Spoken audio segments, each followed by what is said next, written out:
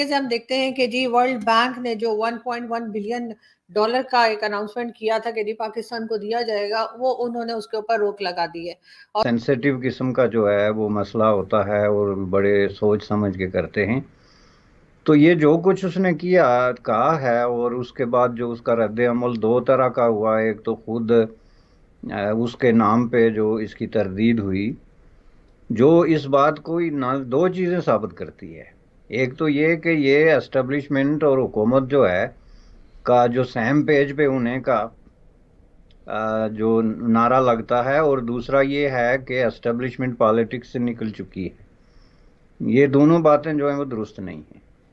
पाकिस्तान में हमेशा से ये बातें सिखाई गई हैं। पाकिस्तान ने हमेशा से इसी के ऊपर अपना कारोबार चलाया है और यही हमारा बिजनेस है। यानी कि चाहे वो ये अभी जो रिसेंटली आदमी अनाउंस किया गया है टेररिस्ट अब्दुल रहमान मक्की हो, चाहे हाफिज सईद हो,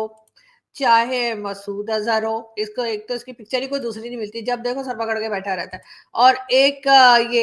जैसे एहसान उल्ला एहसान, जो कि हमारी एजेंसीज के पास था, हमारी एजेंसीज ने इसको रखा हुआ था। ये वही आदमी है जिसने आर्मी पब्लिक स्कूल के बच्चों की जानें ली। और और इससे इस तरह दो तीन बातें और साबित होती हैं। एक ये कि आपके जो एक्सटर्नल अफेयर्स हैं, और स्पेसिफिकली आपका जो मसला इंडिया के साथ है या अफगानिस्तान के साथ है, उस पर कोई प्राइम मिनिस्टर हुआ, वो शहबाज शरीफ हो, नवाज शरीफ हो या इमरान खान हो, उनकी कोई से नहीं है। और रिपीटेडली हमने देखा है कि उनको कोई बात करके तो उसको वापस लेना पड़ा। अच्छा, सऊदी अरेबिया जो कि हमारा बहुत क्लोज अलाई है, बहुत हमें सपोर्ट करता है। सऊदी अरेबिया, यूएई, मुस्लिम उम्मा, टर्की, ये सब कंट्रीज़ हमें सपोर्ट करते हुए नज़र आते हैं। बल्कि बहुत मुश्किल वक्त में अगर कोई कंट्रीज़ हमें भरपूर तरीके से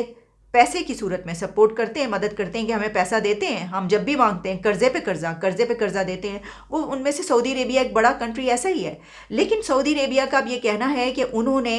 जो ग्रांट्स और लोन्स हैं वो देने का अपना तरीक़ाकार बदल दिया है। तो हमारे हर चीज में इंडिया को इन्वॉल्व कर देते हैं कि जी ये भी इंडिया ने किया, वो भी इंडिया ने किया, लेकिन अभी तक ये नहीं कहा कि जी ये एहसान उल्ला एहसान को भगा देने में इंडिया का आता, क्योंकि जाहिर है इसमें सारे हाथ पांव सर गले सब हमारे ही थे और हमने ही इसको भगाया है, हमने ही इसको पाला, हमने ही इसको बढ़ावा दिया और फिर हमने ही भुगता है। तो इसलिए ये सारी चीजें साथ साथ और उन्होंने ये बात इजिप्ट और टर्की को भी कही है, क्योंकि उनको भी वो उनसे मदद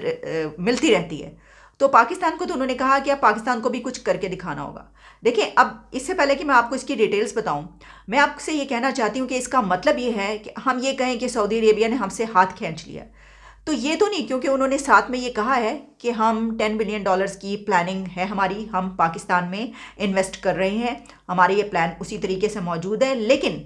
जो हम ग्रांट्स, लोन्स या डिपॉजिट्स, जैसे कि हमें पता है कि तेल की मद में कई मरतबा वो हमारी मदद कर चुका, कर्जा रोल ओवर करने की बात होती है तो सऊदी अरेबिया रोल ओवर भी कर देता है। फिर हमें जब भी पैसे चाहिए होते हैं $3 बिलियन का तेल जो है वो हमें फराहम कर देता है, चलें जी इतनी मद में हम आपके पास फॉरेन रिजर्व्स रख रहे हैं, ये कर रहे हैं। इस तरह की तो हम अक्सर औकात उनसे ये मांगते रहते हैं। और उसके बाद इसको अरेस्ट किया गया और ये हमारी एजेंसीज के पास बैठा खा पी रहा था, फिर पूरी फैमिली समेत इसको किसी और कंट्री में निकाल दिया गया। अब इस बारे में कोई बात नहीं करता और ये वाहिद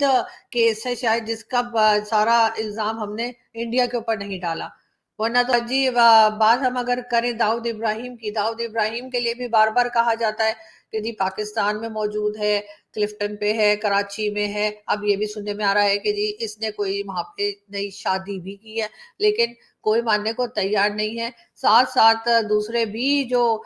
इस हवाले से जो है, आप थोड़ा सा अगर इसकी डेप्थ में जाएं तो ये बड़ी एक खौफनाक किस्म की एक जो है वो शक्ल बनती है। नवाज शरीफ के हवाले से तो हम सब जानते हैं कि वो जब अपने आखिरी इलेक्शन में एज ए प्राइम मिनिस्टर आना चाहते थे, तो उनका सबसे बड़ा नारा जो है वो इंडिया के साथ ताल्लुकात की बहाली था। और जब कभी भी आप इंडिया के साथ ताल्लुकात को इवन नॉर्मलाइज भी बात करने की करेंगे, तो उसमें कश्मीर, जैसे कि आपने कहा, वो फिर डेफिनेटली मेंशन होगा, वह किसी कॉन्टेक्स्ट में हो, लेकिन उसको मेंशन किए बगैर आप नॉर्मलाइजेशन की बात कर नहीं सकते। मुख्तलिफ किस्म के लोग और टेररिस्ट डिक्लेयर किए गए हैं, वो भी पाकिस्तान से ही निकलते हैं। और बड़ी हैरत की बात है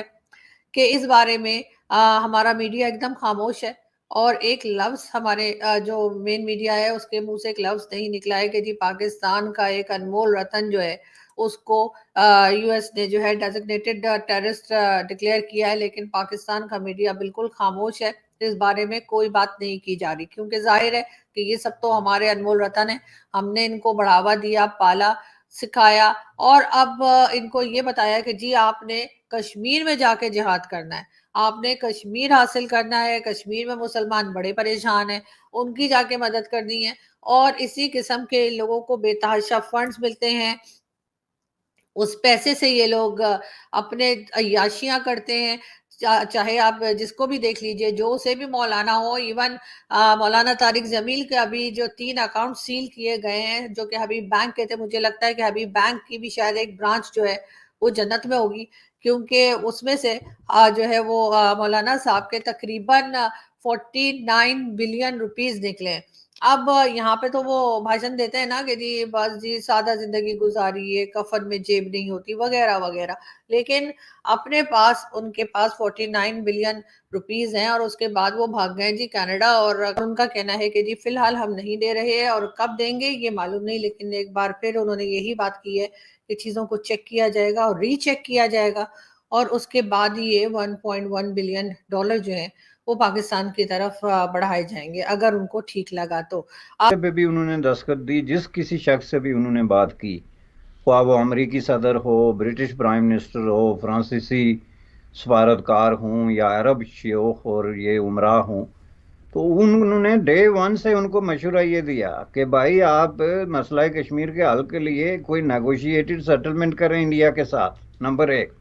नंबर 2, आप ये देखें, खतो किताबत देखें अमरीकी सदूर की शुरू में, और जो पाकिस्तानी प्रेसिडेंट थे स्पेशली अयूब खान और पंडित जवाहरलाल नेहरू के दरमियान ऐसे दर्जन से जायद खतूत मौजूद हैं, जहाँ पे एक नहीं बल्कि 2 से जायद अमरीकी सदूर ने अपने अपने वक्त में ये लिखा कि हमें अजीब व गरीब किस्म का जो है हैरत है कि आप इतने गरीब मुल्क हैं और आप अपने वसाइल जो हैं ये जंग पे और असला पे खर्च कर रहे हैं, और हमें कहते हैं कि जी आप इतनी फौजी चलेगा। अच्छा, अगर आप इसकी गहराई में जाएं तो अनकंडीशनल सपोर्ट नहीं होती सऊदी अरेबिया की। सऊदी अरेबिया जब हमें कर्जे देता है ग्रांट्स की सूरत में या डिपॉजिट्स की सूरत में, तो उनके सामने सारी मैपिंग होती है, प्लान होता है कि हमने क्या क्या काम लेना है पाकिस्तान से, और पाकिस्तान से वो बहुत सारे काम लेते रहे, और पाकिस्तान से उनको बहुत सारी, आप कह सकते हैं कि यानी स्ट्रेटजीज इस तरीके की होती हैं। जब हम जियो पॉलिटिक्स की बात करते हैं तो उसमें सऊदी अरेबिया को पाकिस्तान की मदद की ज़रूरत पड़ती रहती है, पाकिस्तान की फ़ौज से भी उसको बहुत ज़्यादा ज़रूरत पड़ती रहती है। वहाँ पर बॉर्डर्स को के अलावा वहाँ पर बड़ा कोई इवेंट होता है, वहाँ पर सिक्योर करने के लिए पाकिस्तान की आर्मी के जवान जाते हैं वहाँ पर, हमने देखा। अब जाहिर है इस बीच में ये खबर भी जो है वो किसी की नजरों से छुपी नहीं होगी सिवाय पाकिस्तानियों के, कि अब्दुल रहमान मक्की जो है उसको यूएस डेजिग्नेटेड टेररिस्ट बताया गया है। और ये चीजें देखकर भी मेरा ख्याल है कि काफी सारे जो लोग हैं, जो बाकी दुनिया में लोग रहते हैं, बैंक्स हैं, चाहे वो कंट्रीज हैं, वो थोड़ी सी होशियार हो जाएंगी, और वो सोचेंगे कि जी एक तरफ तो ये फ्लड का गाना गा रहे हैं, एक तरफ कह रहे हैं कि एफएटीएफ से निकल आए हैं, और दूसरी तरफ इनके काम वही चल रहे हैं जो कि पहले चल रहे थे। देखिए, इसमें ये बात कहाँ पर हुई है, वर्ल्ड इकोनॉमिक फोरम से उनके फाइनेंस मिनिस्टर जो है